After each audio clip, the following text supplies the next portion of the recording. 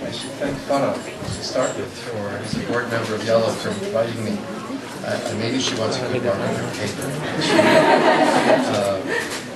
But when she asked me, I had not actually heard of Yalla before, and so I asked her to tell me a little bit about it, and what she did, I was delighted to be able to come here and say a few words in support. I guess this is called your Reading and Arts Night.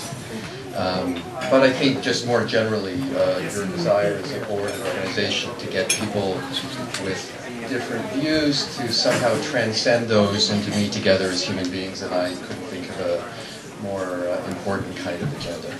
So as I said, I hadn't heard of Yalla before, but I am very supportive of these kinds of initiatives. I'm also very impressed that part of the way of getting at this through creative processes, of writing, photographs, and arts, and things like this. And I think these kinds of initiatives are really important, particularly in communities in conflict, in promoting a number of different things. First of all, it's very important in promoting just learning about the other, if there is an exact other here to learn about. But a learning process, I think, is crucially important in these kinds of get-togethers. The creation of a sense of empathy for one and the other and the human situations that they find themselves in is also a crucially important human process to cultivate. And again, I think something like these sorts of organizations and get-togethers are very good at doing. And then, if possible, and I suppose probably all of us are here in some sort of way because we hope somehow that we'll have positive spin-offs in terms of finding some kind of peaceful solution. So I think it can perhaps have some benefit in terms of mutually supporting of one and the other in the endeavor to find some kinds of solution. So I wasn't quite sure what to say in this sort of very brief introductory remarks. So I thought I'd just think a little bit about who I am and why I'm interested in it, because many of you probably have no idea who the heck I am. So I'm a professor of political science at the University of Toronto, and I specialize in development studies and Middle East politics. So I don't teach about the Palestinian-Israeli conflict directly, except perhaps in some historical ways. Neither have I been an activist in terms of promoting peace or an agenda of one side or the other in particular. I have participated in an ecumenical mission to the region with a variety of Canadian churches in the years just after the Second Intifada, which is a very interesting experience for me. In fact, there were we went to meet a variety of different partners of the churches.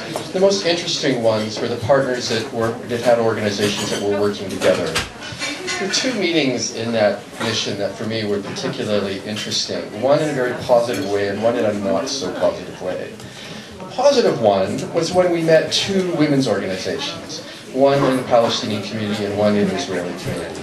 It had been very difficult for them to coexist during the period of the Second Intifada, but they had found a way to maintain some kind of communion in the midst of their differences. And I suppose in some way that's not so far away from what Yalla is also trying to do. It's very impressed by our discussions with both sides. We also met with top political leaders on either side. The political side was very unimpressed with our meetings with both of these parties. I'm a political scientist, and so that leads me to say a few more things about the problems with political processes. I study them, but they're not very good in many ways at promoting dialogue. I would say for two reasons. They have very strict ways of structuring discussions, and that can be a very limiting factor. The second problem with political processes is they're very difficult to change. Using political science terminology, they're path dependent. You get kind of stuck with these processes over a period of time. And one of the real challenges, I think, within a political system is to break free of these institutional structures that lock you into a certain way of thinking about something. And so it's with those kinds of general ideas that I return again to initiatives like Yalla, which is about trying to find different ways outside of these constraining processes whereby one can enjoy some and promote some kind of dialogue. So I think in those two ways, I mean, in that way, I think the Yalla initiative is particularly interesting.